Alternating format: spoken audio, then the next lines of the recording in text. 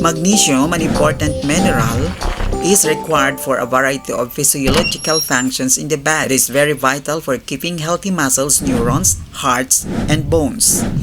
The recommended daily magnesium intake for individuals is approximately 420 milligrams. So let's look at magnesium-rich foods. If you are lacking in magnesium, look for foods rich in magnesium. Foods that are sources of magnesium. Dried fruits. Dried fruits is a rich source of magnesium. Brazil nuts and instance top the list, followed by almonds, walnuts, and hazelnuts, which are all high in magnesium. Make Brazil nuts energy balls. Blend Brazil nuts, dates, and almonds. Then add a dash of cocoa powder for chocolatey flavor. Shape into balls and refrigerate. Banana. Banana are the richest in magnesium. When consumed dried, the magnesium content is greater. Dried fruits, including figs, dates, and apricots, are a good source of magnesium. Recipe suggestion: make a banana spinach smoothie. Make magnesium-rich drink by blending a ripe banana, a handful of fresh spinach, plain yogurt, honey, and ice. Spinach. Spinach, like other green vegetables, is high in magnesium. Spinach contains much of it. Broccoli also contains them, albeit in smaller levels. Cabbage, kale, Brussels sprouts give slightly more than 10%. Recipe idea: make a spinach and strawberry salad. Combine freeze spinach, sliced strawberries, silvered almonds, and mild mustards, balsamic vinegar, vinaigrette. Seafoods. Seafoods such as oysters and clams are excellent sources of magnesium. 100 grams of oysters provide around 91 milligrams of magnesium, or nearby 22% of an adult's daily requirements. Clams, on the other hand, provide equal nutritious value.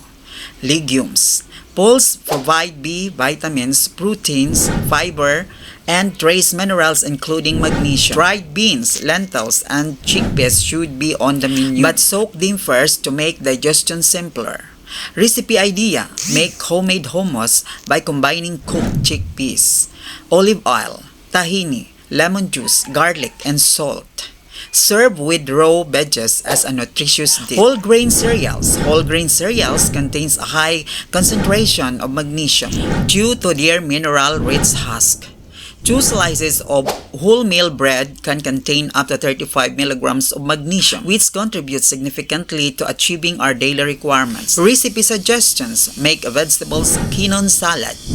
Cook whole grain quinoa and combine with fresh vegetables, tomatoes, cucumbers, peppers, fresh herbs, mint, coriander, and a vinaigrette made with olive oil and lemon juice. Dark chocolates. Dark chocolate with a high cocoa content, 80%, has substantial amount of magnesium.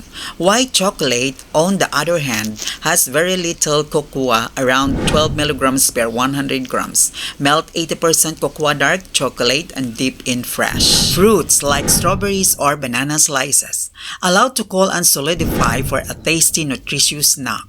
Buckwheat. Buckwheat is a gluten-free cereal full of vitamins, fiber, and magnesium. It can be consumed in the shape of patties or potato chips for ultimate pleasure. Try buckwheat pancakes. Prepare a pancake mixture with buckwheat flour, water, and bit of salt. Then cook thin pancakes. Top with Greek yogurt, honey, and fresh fruits. If you like this video, you can like, share, and subscribe. Thank you so much for watching and listening. This is Noi from this channel, Noi Story, says good day and God bless.